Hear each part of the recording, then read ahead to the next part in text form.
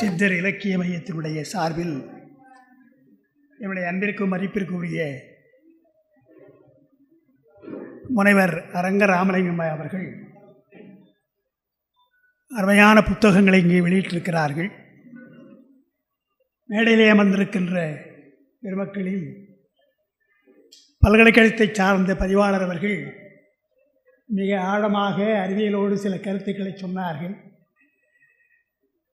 எங்களையெல்லாம் பார்த்து நாங்கள் சைவ சித்தாந்திகள், அவர்கள் அறிவியலை சார்ந்தவர்கள், இரண்டு பேருக்கும் ஒரு இணைப்பு இல்லாதது ஒரு தடை என்று அவர்கள் சொன்னார்கள்.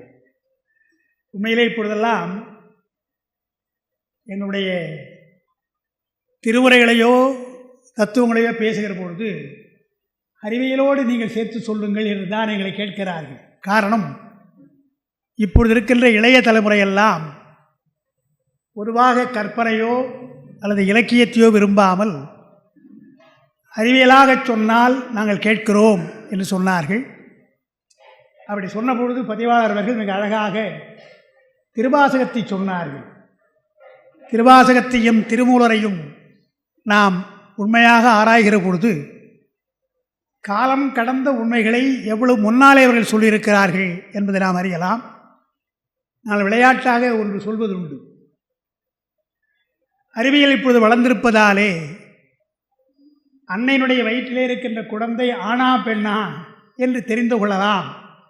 அதை சொல்லக்கூடாது, ஆணா பெண்ணா என்று சொல்லக்கூடாது. அது சட்டம் தமிழ்நாட்டில் கிடையாது. அது சட்டம் ஒருபுறம் இருந்தாலும் ஆணா பெண்ணா என்று தெரிந்து கொள்ளலாம். அது அறிவியல் வளர்ந்திருக்கிறது. ஆனால் திருமூலர் என்ன சொல்கிறார், உங்களுக்கு ஆண் குழந்தை வேண்டுமா பெண் குழந்தை வேண்டுமா என்று அவர் கேட்கிறார். கருப்பைகளே வந்த பின்னால் தான் ஆணா பெண்ணா என்று தெரிந்து கொள்வது உதவுகிறது. ஆனால் அருளியல், திருமூலருடைய அருளியல், உங்களுக்கு ஆண் குழந்தை வேண்டுமா பெண் குழந்தை வேண்டுமா என்று வழிமுறைகள் சொல்லுகிறார் என்றால், கிபி 5ஆம் நூற்றாண்டு என்பது திருமூலருடைய காலம். என்னுடைய தந்தையாரெல்லாம் அந்த கருத்தை சொல்கிறார்கள். அந்த காலத்திலேயே திருமூலரை சொல்லியிருக்கிறார்.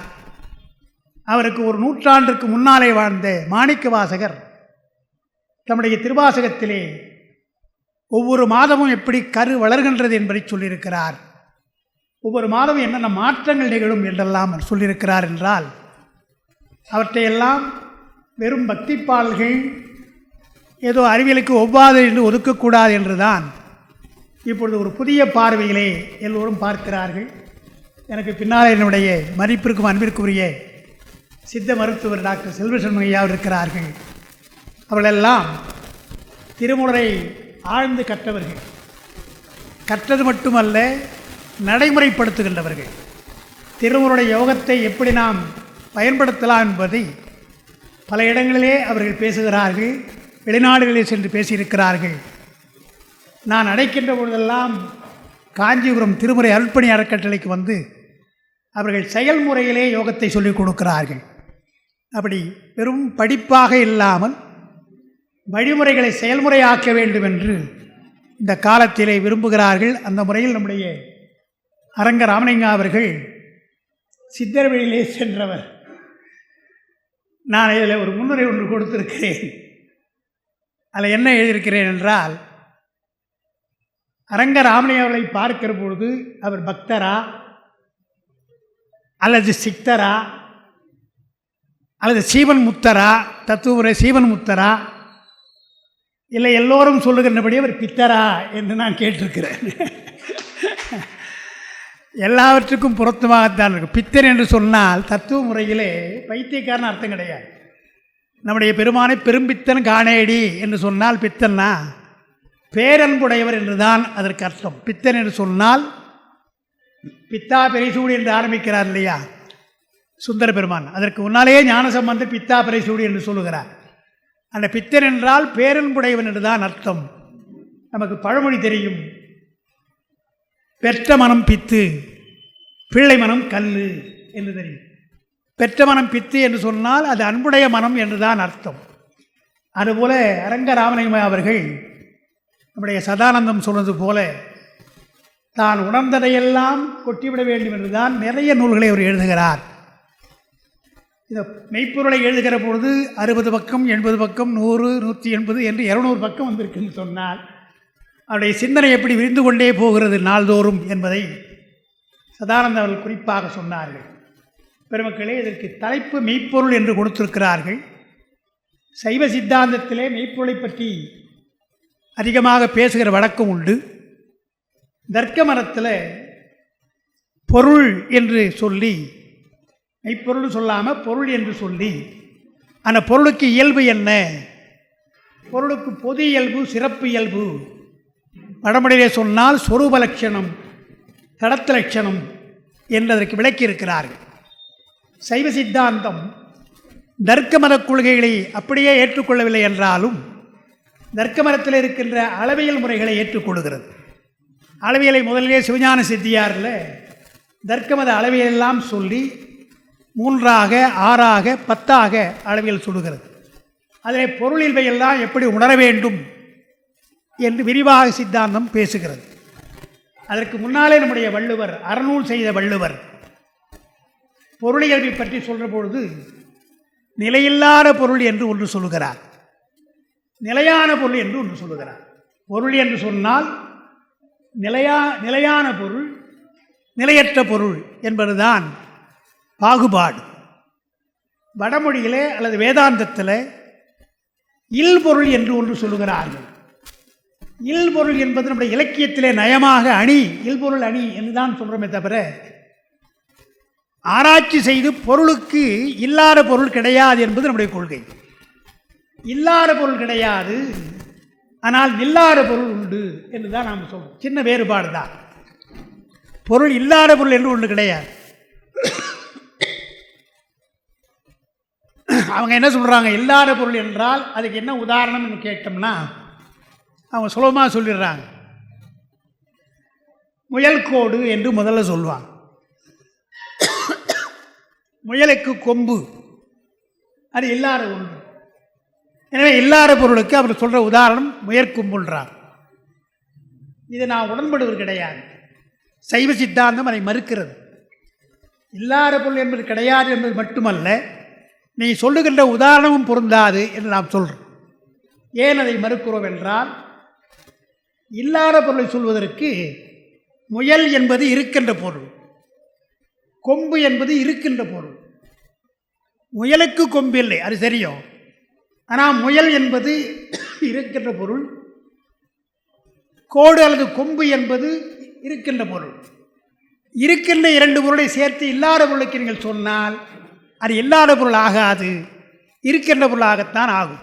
இருக்கின்ற பொருள் முயல், இருக்கின்ற பொருள் கொம்பு என்று சொன்னால் இரண்டையும் இணைத்தால் அது இல்லாத பொருள் ஆகாது, இருக்கின்ற பொருளாக ஆகும் என்று நாம் மறுக்கின்றோம். ரொம்ப நன்றியா, ரொம்ப நன்றி.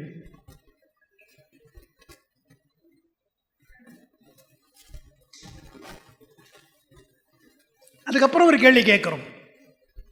எந்த பொருளாக இருந்தாலும் அதற்கு முதல்ல வடிவம் தேவை. எங்கே இருக்கிறது என்று கேட்கணும்.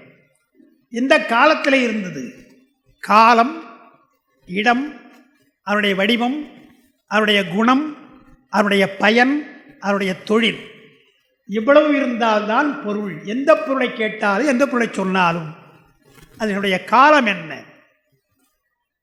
அங்கே எங்கே இருக்கிறது, இடம் எங்கே, அந்த பொருளுடைய தன்மை என்ன, அதனுடைய பயன் என்ன, தொழில் என்ன என்றால் முயல் கொம்பு என்பதற்கு இதை ஏன் சொல்ல முடியாது. முயல் கொம்பு எந்த காலத்திலே இருந்தது என்றால் 2ஆம் நூற்றாண்டிலே இருந்தது என்று சொல்ல முடியுமா, அல்லது 25ஆம் நூற்றாண்டிலே வரும் என்று சொல்ல முடியுமா என்றால் காலத்தை கணக்கிட முடியாது.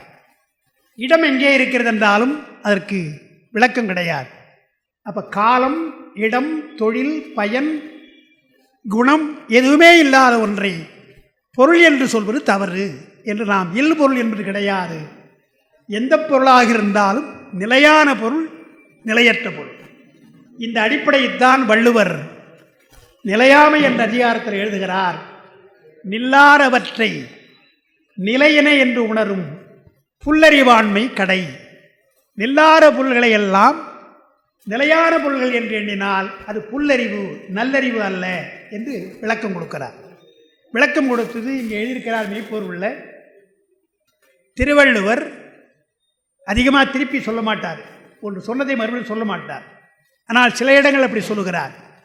குறிப்பறிதல் என்று சொன்னால் பொருட்பாலில் குறிப்பறிதல் சொல்லுவார், காமத்துப்பாலில் குறிப்புகள் சொல்லுவார். ரெண்டுவே குறிப்பு என்றால் கண் என்று அர்த்தம், கண்களிலே இருக்கின்ற குறிப்பு என்று அர்த்தம். எனவே பொருட்பாலை சொல்வதை ஒரு பார்வையோடு சொல்லுகிறார், காமத்துப்பாலிலே சொல்வதை ஒரு அளவாக சொல்லுகிறார், அங்கே திருப்பி சொல்லுகிறார். அதேபோல் பொருள் என்று சொன்னால் மெய்ப்பொருள் காண்பது அறிவுன்னு சொல்கிறார். ரொம்ப நான் சின்ன பொழுதாக இருக்கிற பொழுது இது மாதிரி ஒருத்தர் பேசுகிறார், எப்பொருள் எத்தன்மை தாயும் அப்பொருள் மெய்ப்பொருள் காண்பது அறிவுன்னு பேசினார். நான் உட்காந்து கேட்டேன், ரொம்ப சின்ன பையன். முடிந்த பின்னால் அப்பாவை கேட்டேன், ஐயா அப்பா அந்த ஐயா தப்பாக சொன்னார் குரலை, எப்பொருள் யார் யார் யார் கேட்பது தானே குரல், எப்பொருள் எத்தன்மை தாய்னு சொன்னாரே அப்படின்னு நான் கேட்டேன். அப்பா சிரிச்சுட்டே சொன்னாங்க, அப்படி ஒரு குரல் இருக்குடா அப்படின்னா. இருக்குடாண்ணா என்றால் வள்ளுவர் திருப்பி சொல்ல மாட்டார்னு எண்ணத்தில் நான் கேட்டேன். ஆனால் எப்பொருள் யார் யார் வாய் கேட்பினும் என்று இருக்கிறது, எப்பொருள் எத்தன்மைத்தானும் இருக்கிறது. இந்த மெய்ப்பொருளுக்கு விளக்கம் கொடுக்கிற பொழுது பரிமேழகர் எப்பொருள் எத்தன்மைத்தாயும் என்ற அந்த குரலுக்கு வேதாந்த முறையிலே விளக்கம் எழுதுகிறார். உதாரணம் சொல்லுகிறார், கோச்சேரமான் யானைக்கண் சேய் மாந்தரம் சேரல் இரும்புரை என்று கொடுக்க. இதான் உதாரணம் கொடுக்கிறார். என்ன கொடுக்கிறார்னா, எந்த பொருளாக இருந்தாலும் அதற்கு மக்கள் தான் கற்பனையிலே ஒன்று சொல்லுகிறார்கள். பெயரா அது கற்பனை. மருத்துவெல்லாம் ஒத்துக்குவாங்க. வயதாச்சுன்னா ஒருவருடைய பெயர் முதல்ல மறந்து போகுமா, நமக்கு வயசாச்சின்னு அர்த்தம். இப்போ எனக்கெல்லாம் சில மறந்து போகுது, சில பேருடைய பெயர் மறந்து போகுது. வயதானால் ஒருத்தருடைய பெயர் டக்குன்னு ஞாபகம் வராது. அது என்ன காரணம் என்று சொன்னால் நம்ம தப்பு இல்லை, அது அந்த பெயருக்கும் அவருக்கும் சம்பந்தமே கிடையாது, அதான் காரணம். பெயருக்கும் அதுக்கும் சம்பந்தமே. இப்போ பேர் பாலராவாயன், அது ஞானசம்பந்தருடைய பெயர். இந்த பாலராவாயன் என்ற ஞானசம்பந்தர் பெயருக்கு எனக்கு என்ன சம்பந்தம் இருக்குது? அப்பா பெயர் வச்சாங்க, அவ்வளோதான். எனவே எந்த பெயரையும் நாம் கற்பனையை வைக்கிறோம் என்பதால் தான் அந்த பெயர் நமக்கு நினைவில்லை என்பார்கள். அதை சொல்லுகிறார் நம்முடைய பரிமேழகர். கோச்சேரமான் என்றால் கோ என்று சொன்னால் அரசன் என்ற சாதி பெயர், சேரமான் என்று சொன்னால் அந்த குணம், அந்த குலம், குலப்பெயர், குடிப்பெயர். யானைக்கண் என்று சொன்னால் வேழம், யானை, வேளையினுடன் நோக்குடையவன் என்று அர்த்தம். சே என்றால் இயற்பெயர், மாந்தரம் சேரல் இரும்புரை என்றால் சிறப்பு பெயர். இதை சொல்லிட்டு இவையெல்லாம் மக்களுடைய கற்பனை, எதுவுமே அதுக்கு அவனுக்கு சொந்தம் கிடையாது. இப்படி கற்பனையிலே நாம் வைக்கிறோம் அல்லவா, எண்ணிக்கொண்டே போனால் இந்த பெயர் மறந்து போகும், பெயருக்கு பின்னால் இருக்கிற காரணம் மறந்து போகும். இப்படி எல்லாவற்றையும் நீங்கள் ஆராய்ந்து பார்த்தால் உலகப் பொருள்கள் எல்லாம் காரியப்பொருளாக இருக்கும். எல்லாம் காரியப்பொருள். இது காரியப்பொருள், மேசை ஒரு காரியப்பொருள், புத்தகம் ஒரு காரியப்பொருள், எல்லாம் காரியப்பொருள் தான். காரியப்பொருளுக்கு முன்னாலே காரணப்பொருள் என்று இருக்கிறது. அதை ஆராய்ந்து கொண்டே போங்க. ஆராய்ந்து கொண்டே போனால் காரணம் இல்லாத காரியம் இல்லாத காரணப்பொருளாக ஒன்று வரும். நீங்கள் மேகம் என்று சொன்னால் அதனுடைய காரியம் மழை, மழை என்று சொன்னால் அதனுடைய காரியம் வெள்ளம், வெள்ளம் என்று சொன்னால் அதனுடைய காரியம் அழிவு என்று சொல்லிக்கிட்டே போகலாம். எந்த காரணத்திற்கும் காரியம் உண்டுன்னு பார்க்கணும். ஆனால் காரியம் இல்லாமல் ஒரு காரணம் உண்டா என்று கேட்கிறார்கள் தத்துவத்தில். காரியப்படாமல் ஒரு காரணம் இருந்தால் அதுதான் மெய்ப்பொருள் என்று சித்தாந்தத்தில் சொல்வதைத்தான் வள்ளுவர் சொல்கிறார்.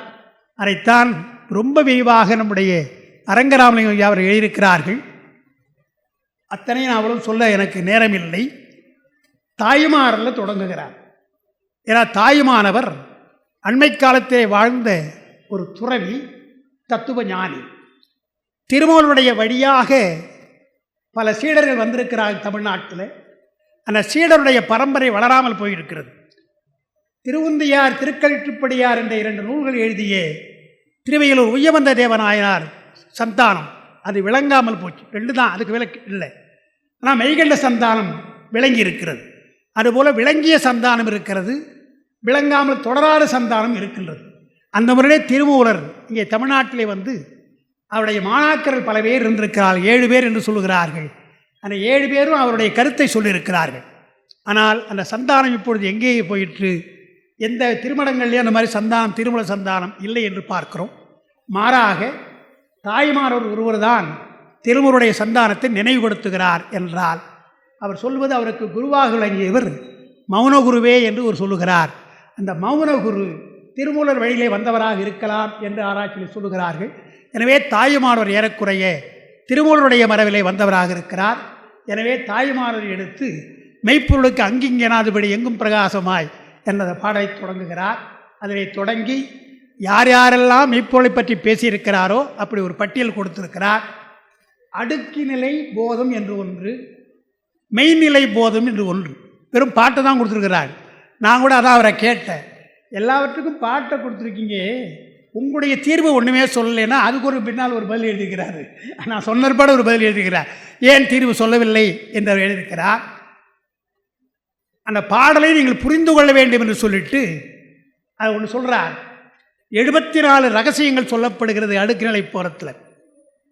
71 ரகசியங்கள் மெய்நிலை போகிறது 2 சொல்கிறார். 74 ரகசியம், 71 ரகசியம். இந்த 74 71 ரகசியங்களை எந்த குரு யார் உங்கள் உடம்பிலே சுட்டி காட்டி இங்குதான் அந்த ரகசியம் இருக்கிறது என்று யார் சொல்லுகிறார்களோ அவர்தான் உனக்கு மெய்குரு என்று அவரை முடிச்சிருக்கிறார். குரு என்றால் யார் என்றால் ரகசியத்தை வெளிப்படுத்த வேண்டும் அல்லவா? 74 ரகசியம் 71 ரகசியங்கள் யார் சொல்லுகிறார்களோ அவர்தான் உனக்கு குருவாக வாய்ப்பார் என்று ஒரு வழிகாட்டியிருக்கிறார்கள். ரகசியம்னு சொன்னதுனால தர்மயாதினத்தை குருஞான சம்பந்தருடைய பாடல் எனக்கு நினைவு வருகிறது. அதாவது சிவபோகசாரம் என்ற ஒரு அரிய நூல், அதெல்லாம் நாம் படிக்க வேண்டியது. குருஞான சம்பந்தரை கூட சித்திரவர்கள் தான் சேர்த்துருக்கிறாங்க. அதாவது தர்மயாதினத்தை தோற்றுவித்த குருஞான சம்பந்தரையும் அந்த 18 சித்தரை போல ஒரு சித்தராக சேர்த்துருக்கிறாங்க. சித்தர்கள் வரிசை உங்களுக்கு தெரியும். மருத்துவர் இருக்கிறார், மருத்துவ சித்தர் இருக்கிறார்கள். அப்புறம் சித்திகள் பெற்று சித்திகள் காத்து கொண்டு இருக்கிறார்கள். யோகம் வல்லவர்களாக இருக்கிறார்கள். இந்த பக்கமே போகாமல் ஞான சித்தராக சில பேர் இருந்திருக்கிறார்கள். திருமூலரை நாம் ஞான சித்தராகத்தான் சொல்லுவோம். யோகம் தெரியும் அவருக்கு. யோகம் தெரிந்தாலும் அவரை ஞான சித்தராகத்தான் நாம் பார்க்கிறோம். ஞானத்தை தான் அவர் அதிகமாக சொல்லியிருக்கிறார். திருமுறைகளில் இருந்த அத்தனை பேருக்கும் யோகம் தெரியும். திருமுறை ஆசிரியர் முக்கியமாக தேவாரமுகளுக்கெல்லாம் யோகம் தெரியும். ஆனால் யோகத்தை அதிகமாக சொல்லலை. எங்கோ சில இடங்களில் சொல்லியிருக்கிறார்களே தவிர யோகத்தை சொல்லாமல் ஞானத்தை தான் சொல்லியிருக்கிறான்னு பார்க்கும். அந்த வகையிலே திருமூலர் ஞானசித்தர், அதேபோல் குருஞான சம்பந்தர் ஞானசித்தர் தான். அவர் ஒரு வார்த்தை சொல்லுகிறார், ஒரு பாடல். பரம ரகசியத்தை, ரகசியம்னு சொல்லாமல் பரம ரகசியம்ன்றார். பரம ரகசியத்தை பாழான வாயால் இரவு பகல் எந்நேரமும் குரல் நெறிய கூப்பிட்டும் காணுமோ கோடை மட நெஞ்சே மால் கூப்பிட்டும் காணா பொருள் என்று. உண்மையான மெய்ப்பொருளை காண வேண்டும் என்றால் பேச்சு இருக்கக்கூடாதுன்னார். அதான் ஐயா சொன்னாங்க, பேசாமல் இருக்க வேண்டும், பேச அனுபூதினாங்க இல்லையா? சும்மாயிரு என்று சொன்னால் அனுபூதியில் சும்மாயிருன்னு சொல்வதோடு இல்லாமல் சொல்லறன்னு ஒன்று சொல்லியிருக்கிறான்னு பார்க்குறோம். உபநிடதங்களில் ஒரு கேள்வி கேட்பாங்க. ஒரு சீடன் குருவை பார்த்து கேட்பான், ஐயா மனம் என்றால் என்ன, இறைவன் என்றால் என்ன, இதெல்லாம் விளக்க நிறைய கேள்வி கேட்பான். அல்லது அந்த குரு என்ன சொல்லுவார், இறைவன் சொல்கிறையப்பா அவன் சக்தி மிகுந்தவன் என்று சொல்லுவார். அவனுக்கு புரியாது. இறைவனா சக்தி மிகுந்தவன் தானங்க, அது என்ன விளக்கம் புரியலன்னு. புரியவில்லையா, பக்கத்திலே போ என்று அங்கே ஒரு ஆலம்படம் இருக்கும். ஆலமரத்துடைய படம் விழுந்திருக்கும். அந்த படத்தை கொண்டு வார்வார். கொண்டு வந்து பிரித்து பார்வார். உடைச்சி பார்த்தா என்ன தெரிகிறது என்றால் ஆலம் விதை தெரிகிறது. ஆலம் விதை தெரியுதா? சரி, அந்த விதையை உடைத்து பார்வார். என்ன தெரிகிறது? ஒன்றுமே தெரியல. அதுதான் சக்தின்வார். அதான் பதில். அதான் சக்தி. ஆலமரத்துடைய விதை தெரிகிறது. அந்த விதைக்குள்ளே விழுது வருகின்ற அளவிற்கு ஒரு பெரிய மரம் அடங்கி இருக்கிறது அல்லவா? அது உனக்கு தெரியுதா? தெரியவில்லை. அதுதான் சக்தி என்று உங்களிடத்திலே ஒரு குரு சீடனுக்கு விளக்குவதாக நாம் பார்க்கிறோம். அதுபோல பரமரகசியம் என்று சொன்னால் அதை சொல்லக்கூடாது என்றுதான் கந்தர் அனுபூதிகளே சும்மாயிரு சொல்லறன்னு சொன்னார். அது ரெண்டுத்துக்கு என்ன சார் வேறுபாடுன்னா, சொல்லற என்பது தான் பேசாமிருன்னு அர்த்தம். பேசாமிருப்பா சும்மாயிரு இப்படி பேசாமிரு. சொல்லறை என்பது மௌனமாகிரு. ஏனென்றால் மௌனம் என்பது ஞான வரம்பு. நாம் சொல்கிறோம், ஞான வரம்புக்கு போகிற பொழுது பேச மாட்டார்கள், பேச அனுபூதி. எனவே நீ பேசாமல் இருந்ததற்காகத்தான் சொல்லறன்னு சொன்னார். அடுத்து என்ன சொன்னார்? நீ பேசாமல் இருக்கலாம், ஆனால் மனம் சும்மா இருக்க, மன எதையாவது எண்ணிக்கொண்டே இருக்கும்லவா, எனவே நீ சும்மா இருந்தார். அப்போ சொல்லறை என்பது பேச்சறைன்னு அர்த்தம், சும்மா இரு சொன்னால் மனமறைன்னு அர்த்தம், மனத்தில் சிந்தனை இருக்கக்கூடாதுன்னு அர்த்தம். அதைத்தான் உபரிடத்தில் ஒரு கேள்வியாக கேட்குறாங்க. மனம், சுத்த மனம் என்றால் என்ன கேட்கிறார் சீடனை பார்த்து. சுத்த மனம் என்றால் என்ன, அசுத்த மனம் என்றால் என்ன ஒரு கேள்வி கேட்கிறார். நம்ம கூட இந்த கேள்வி கேட்கலாம்.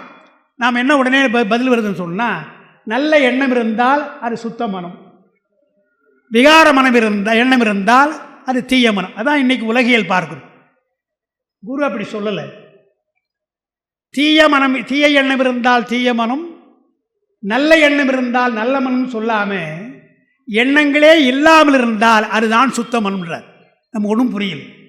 எண்ணமே இல்லாமல் இருந்தால் தான் சுத்த மனம்னா என்ன அர்த்தம் என்றால், மனம் சும்மா இருக்காது, எதையாவது எண்ணிக்கொண்டே இருக்கல்லவா, அதை அடக்க வேண்டும் அல்லவா என்பதற்குத்தான் மனம் ஒடுங்க வேண்டும் என்றால். பாரதியார் கூட மனமிறக்க கற்கவில்லைன்னு சொன்னார். துணிவெளுக்க சாம்பல் உடலாம் பாடினவர், மனம் வெளுக்க வழியில் ஏன் பாடினார். ஆனால் திருமூலர் மனம் வெளுப்பதற்கு ஒரு வழி சொல்லியிருக்கிறார். என்ன வழி என்றால், மனம் வாயு ஒடுங்கினால் மனம் ஒடுங்கும். திருமூலருடைய அவரோடு நாம் பயணித்தால் கடைசி வரையில் 3ஆம் தந்திரம், மிக முக்கியமாக 3ஆம் தந்திரம், அதில் யோகத்தை நிறைய சொல்கிறார். யோகத்தை சொல்லிவிட்டு கடைசியாக சந்திர யோகம்னு ஒன்று சொல்கிறார். அதுதான் நான் அரங்கராமிட்ட சொன்னேன், அந்த பகுதியை கொஞ்சம் நீங்கள் படித்து எழுதுங்க என்று நான் சொன்னேன். என்னென்னா, பொதுவாக யோகம் என்று சொன்னால் அவர் இந்த புத்தகத்தில் என்ன எழுதியிருக்கிறார்னா, சுடுநாடி வழியாக சென்று புருவனுடைய சிந்தித்தல், ஆக்ஜை என்று சொல்லி புருவனுடைய சிந்தித்தல், அதுதான் யோகம் என்று சொல்கிறாங்க. திருமுறைகள் அப்படி வருகின்றது. நான் மேற்கோள் காட்டியிருக்கிறேன்.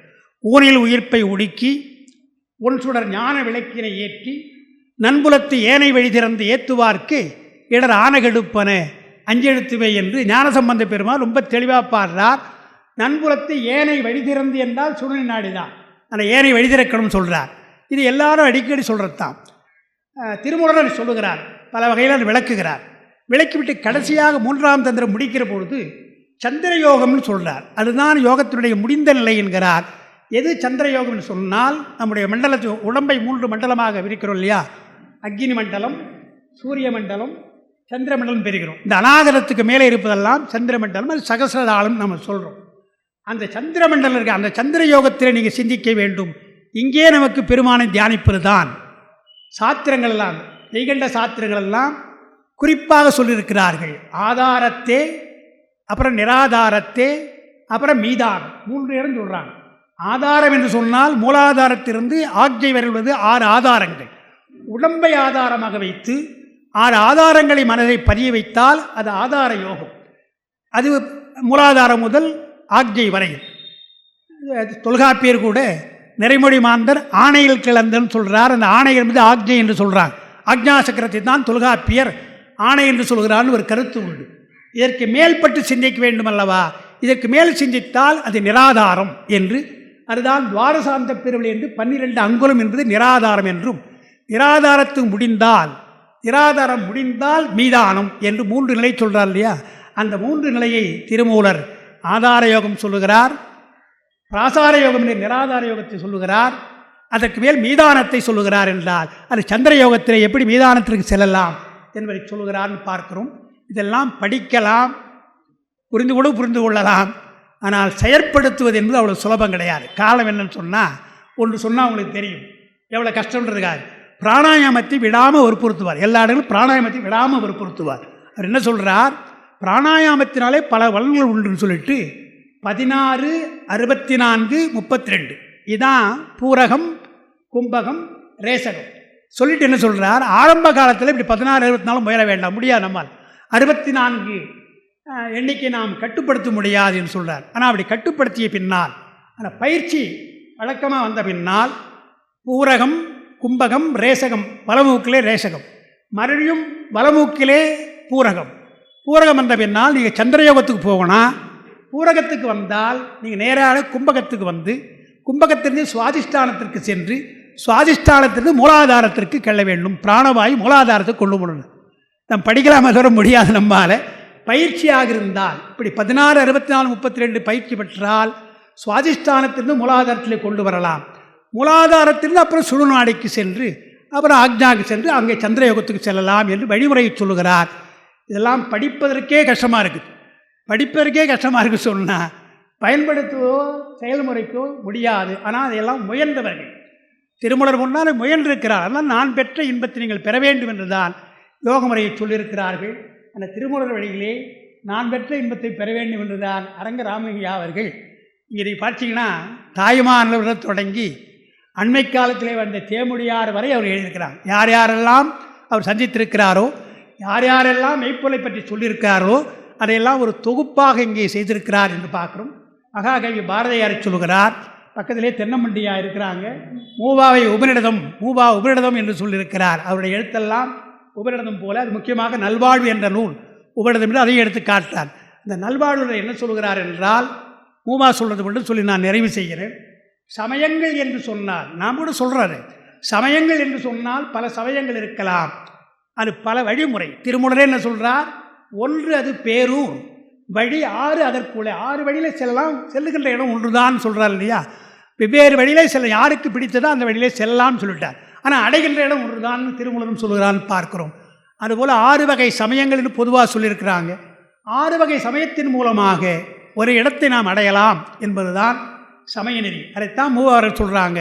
பல்வேறு சமயங்கள் இருக்கலாம். இந்த சமயங்களை பின்பற்றுவதற்கு சடங்குகள் இருக்கலாம். பல பேர் சடங்குகளே சிக்கி விடுகிறார்கள். சடங்கு தான் சமய நெறி என்கிறார்கள். சடங்குக்கும் சமய நெறிக்கும் தொடர்பு கிடையாது. சமய நெறி என்பது வேறு என்று நான் சொல்லி, எது வழிபாடு என்றால் முடிவாக போகிற பொழுது நமக்கு எஞ்சி இருப்பது அன்புதான். இந்த அன்பினாலே வழிபட்டால் அதுதான் உண்மையான வழிபாடு. நமக்கு அழகாக சொல்லியிருக்கிறார்கள். எவ்வளவுதான் நீங்கள் அர்ச்சனை செய்தாலும், எவ்வளவுதான் நீங்கள் ஆராதனை செய்தாலும் அன்பு என்பது இல்லை என்று சொன்னால் பெருமானதை ஏற்றுக்கொள்ள மாட்டான். ஏனென்றால் நீங்கள் எதை ஆராதித்தாலும், எதை நைவேத்தியமாக வைத்தாலும் அதெல்லாம் பெருமானுடைய படைப்பு. பூ அர்ச்சிக்கிறீங்களா, பூவெல்லாம் பெருமானுடைய படைப்பு. சக்கரை பொங்கல் செய்கிறீங்களா, அது அவனுடைய படைப்பு. எல்லாம் அவனுடைய படைப்பை தருவதனாலே அவன் மகிழவில்லை. ஆனால் பூசையில் அவன் விரும்புவது ஒன்றே ஒன்று தான், உங்களிடத்தில் இருக்கிற அன்பு. ஏன்னா உயிருக்கு அன்பு தான் முக்கியம். அந்த அன்பைத்தான் பெருமான் விரும்புகிறான் என்பதால்தான் கண்ணப்ப நாயனார் எப்படி நாயனார் ஆனார் என்றால் அவருடைய அன்புக்கு எல்லை கிடையாதுன்னு பார்க்கிறோம். அவன் செய்த முறைகள் ஆகம முறை அல்ல, ஆச்சார முறை அல்ல. ஆனாலும் கூட கண்ணப்பரை ஏன் நாம் சொல்லுகிறோம் என்று சொன்னால் எல்லையில்லாத ஒரு அன்பை அவர் காட்டினான். அதுதான் வழிபாடு என்று மூவா அவர்களை முடிக்கிறார். அதையும் இங்கே சொல்லி யோகத்துக்கு செல்லலாம். மெய்ப்பொருளை காண்பது ஆராய்ச்சியாக இருக்கலாம். காரணம், உடல் என்று சொன்னால் மருத்துவம். ஐயா இருக்கிறாங்க, மருத்துவ சித்தர் இங்கே இருக்கிறார். மனம் என்று சொன்னால் அது யோகம். யோகத்திற்காக மனம், உடல், மனம். அதைவிட நுட்பமானது அறிவு. அறிவு என்று சொன்னால் அதற்கு சாத்திரங்கள், மெய்நூல்கள் நமக்கு இருப்பதை பார்க்கின்றோம். அறிவுக்காக, அறிவுக்கு மேல் இருப்பது தான் அருள் என்கிறார்கள். அருள் நூல்களாக இருக்கிறதெல்லாம் அருளாளர்களுடைய நூல்கள் என்று சொல்லி, தத்துவ நூல் நமக்கு இருக்கிறது, யோக நூல் நமக்கு இருக்கின்றது, மருத்துவ நூலெல்லாம் இருக்கிறது. இதெல்லாம் எதை காட்டுகிறது சொன்னால் ஞானத்தை காட்ட வேண்டும், பெருமானுடைய அருளை காட்ட வேண்டும் என்பதுதான் உண்மையான பொருள். அந்த பொருளைத்தான் மெய்ப்பொருள் என்று சொல்லுகிறார்கள். அழகாக சொல்லுகிறார் திருவள்ளுவர். மெய்ப்பொருள் என்று சொல்லி முடிக்கிற பொழுது ஒன்று சொல்லுகிறார், செம்பொருள் என்று ஒன்று சொல்கிறார். மெய் உணர்தல் என்ற அதிகாரத்தை பார்த்தீங்கன்னா மெய்ப்பொருளை சொல்லுவார், செம்பொருள் என்று சொல்லுவார். மெய்ப்பொருளுக்கு சொன்னபோது யார் யாருவாய் கேட்பினும் மெய்ப்பொருள்னார். எத்தன்மைத்தானே மெய்ப்பொருள் என்று சொன்னார். செம்பொருளுக்கு சொல்வது மட்டும் பிறப்பு என்னும் பேதமை நீங்க சிறப்பு என்னும் செம்பொருள் காண்பது அறிவுன்னு ஒரு குரல் சொல்லியிருக்கிறார். என்றால் நம்முடைய நோக்கம் என்னென்றால் மீண்டும் பிறவாமை. கைலாயத்திற்கு செல்கின்ற காரைக்கால் அம்மையார் பெருமானை என்ன கேட்கிறார் என்றால் பிறவாமை வேண்டும் என்று தான் கேட்கிறார். அதுபோல சைவம் பிறவாமை தான் சிறந்த போயின் என்று சொல்கிறார்கள். அதைத்தான் வள்ளுவரும் செம்பொருள் என்ற ஒரு வார்த்தையை சொல்லி அது செம்பொருள் எது என்பதற்கு விளக்கம் கொடுக்கிறார் பரிவேழகர். தான் தோன்றியது கிடையாது, தோன்றின்று அழியாதது தான் செம்பொருள். அப்புறம் யாரும் தபத்தினாலே அந்த நிலையை அடைய முடியாது, அதுதான் செம்பொருள். நாம் தமம் செய்யலாம், கடவுளை அடையலாமே தவிர கடவுளாக மாற முடியாது. அது 2வது சொல்கிறார். அடுத்து எல்லா பொருளும் பெருமான் கலந்திருக்கலாம். எல்லா பொருளும் கலந்திருந்தாலும் அவன் தூய்மையாக இருக்கிறான். ஆகாயம் எப்படி பஞ்சபூதங்களில் 4 பூதங்களில் கலந்திருக்கிறதோ ஆனால் அது மாசுபடவில்லையோ, அதுபோல் பெருமான் எல்லா உயிர்களிலும் எல்லா இடங்களிலும் பஞ்சபூதங்களும் கலந்திருந்தாலும் அவன் தூய்மையாக இருக்கிறான்னு சொல்லி, செம்பொருள் என்று சொன்னால் பிறப்பிறப்பில்லாதவன், தவத்தினாலே அவனை அடைய முடியாத ஒரு நிலை உடையவன், கலந்திருந்தாலும் கூட அதனால் பாதிப்பில்லாதவன், தாக்குண்ணாதவன் என்று 3 விஷயத்தை சொல்ல அதனால் செம்பொருள் என்று சொல்கிறார். அந்த செம்பொருள் தான் மெய்ப்பொருள். அதைத்தான் காட்டுவதற்கு நம்முடைய அரங்கராமலிங்க அவர்கள் ஏறக்குறைய 200 பக்கமாக அவர்கள் பயின்றிருக்கிறார்கள். எழுத்தண்ணி தான் படிக்கணுதெல்லாம் வேகமாக படிக்க முடியாது. எழுத்தண்ணி படித்து பார்த்து பயன்பெற வேண்டும் என்பதைத்தான் அரங்கராமலிங்க அவர்களுக்கு நாம் செய்கின்ற ஒரு நன்றிக்கடன் என்று கூறி, இந்த அருமையான வாய்ப்பை தந்ததற்காக சித்தார் மையத்திற்கு நான் நன்றி கூறி அமைகின்றேன். வணக்கம். அருமை அருமை ஐயா. ஏறத்தாழ 35 ஆண்டுகளுக்கு மேலாக சென்னை லயோலா கல்லூரியில் தமிழ்துறை பேராசிரியராக வீற்றிருந்து தமிழ்துறை தலைவராக இருந்து அதோடு பணி நிறைவு செய்து வீட்டுக்கு வந்தோமா, 3 வேளையை சாப்பிட்டோமா, படுத்தும் தூங்கணுமா, என்ன மாதிரி நாள் தான் டிவி பார்த்தோமா அப்படின்ற மாதிரி இருந்திருப்பேன் நானாக இருந்தால். ஆனால் ஐயா இன்றைக்கி வரைக்கும் பேராசிரியராக இருந்து பாடம் நடத்தி கொண்டிருக்கிறார். நாள்தோறும் வகுப்பு, நாள்தோறும் இணைய வழியில் வகுப்பு நடத்தி கொண்டே இருக்கின்றார். அவருடைய பணி அனுபவம் மட்டுமே ஒரு 50 ஆண்டுகளுக்கு மேலாக இருக்கும். அந்தளவுக்கு அவர் நாள்தோறும் அவர் படிப்பது, பாடம் நடத்துவது என்று சொல்லி அதிலேயே தோய்ந்திருக்கின்றார். இந்த நூல் மெய்ப்பொருள் நூலை அதனுடைய முழு அந்த 204 பக்கத்தையும் முழுசாக இப்போ அவர் கொடுத்துட்டார் அப்படி தான் நான் சொல்லணும். ஏன்னா அதில் இருக்கக்கூடிய கருத்துக்கள் ஐயா எழுதுனாங்க, அடியேன் அதை படித்து பணி செய்தேன். அதை ஐயா அவங்க முழுசாக வாதிசித்து நீங்கள் சிறப்பாக ஒரு அணிந்துரை கொடுத்துருக்குறாங்க. நீங்கள் அவசியம் எல்லோரும் படிக்கணும். நூல்கள்லாம் அங்கே விற்பனைக்கு கொடுத்துருக்குறாங்க. அதை நீங்கள் போகும்பொழுது இப்போ இல்லை, எல்லாம் இரவு உணவு இங்கே சிற்றுண்டிலாம் முடித்து சாப்பிட்ட பிற்பாடு அங்கே விற்பனைக்கு இருக்குது. வாங்கிட்டு போய் கட்டாயம் படிங்க. இந்த 204 பக்கமும் கொஞ்சம் நஞ்சமான ஒரு விஷயத்தை ஐயா அவங்க கொடுக்கல, ரொம்ப ஆழமான கருத்துலாம் கொடுத்துருக்காங்க. அது எல்லாம் ரொம்ப விளக்கமாக சொல்லணும் அப்படின்னா நேரமாகும். அப்படின்றதுனால ரொம்ப ஒவ்வொன்றுத்திலும் என்னென்ன சாரம் இருக்கிறது அப்படின்றது ஒவ்வொரு தலைப்பிலையும் இருக்கக்கூடிய சாராம்சத்தை பிடிவாக ஐயா அவர்கள் சிறப்பாக சொல்லியிருக்காங்க. ஐயா ரொம்ப மகிழ்ச்சிங்க ஐயா. அடுத்ததாக மரணமில்லா பெருவாழ்வு, வள்ளல் பெருமான் அவர் கையாண்ட தொடர், அவர் நமக்கு அளித்த மிகப்பெரிய கொடை மரணமில்லா பெருவாழ்வு. நினைந்து நினைந்து உணர்ந்து உணர்ந்து நெகிழ்ந்து நெகிழ்ந்து அன்பே நிறைந்து நிறைந்து ஊற்றெழும் கண்ணீர் அதனால் உடம்பு நனைந்து நனைந்து நன்னிதியே ஞான நடத்தரசே எண்ணுரிமை நாயகனே என்று வணைந்து வணைந்து ஏத்துதும் நாம் வம்மீன் உலகிலீர் மரணமில்லா பெருவாழ்வில் வாழ்ந்திடலாம் கண்டீர். புனைந்துரையேன் பொய் புகழேன் சத்தியம் சொல்கின்றேன், பொற்சபையில் சிற்சபையில் புகுந்தரணும் இதுவே என்று சொல்லி மரணமில்லா பெருவாழ்வில் வாழலாம் சத்தியமாக சொல்கிறேன் என்று அவ்வளோ பெரிய மகான் நமக்கு சத்தியமிட்டு உரைத்த வார்த்தை. அந்த வார்த்தையை ஐயா அவர்கள் எடுத்துக்கொண்டு மரணமில்லா பெருவாழ்வு என்கின்ற பொருண்மையிலே உரையெழுதிருக்கின்றார்கள். அதில் இருக்கக்கூடிய ஆழ்ந்த கருத்துக்களை எல்லாம் நமக்கு சொல்வதற்காக வந்திருக்கக்கூடிய கவிஞர் தென்னம்பட்டு ஏகாம்பரம் ஐயா அவர்களை மன்னிக்கணும், மருத்துவர் அன்பு கணபதி ஐயா அவர்களை வருக வருக என்று அன்போடு அவர் பொற்பாதம் தொட்டு வணங்கி வரவேற்கிறோம். ஐயா வாருங்கள் ஐயா.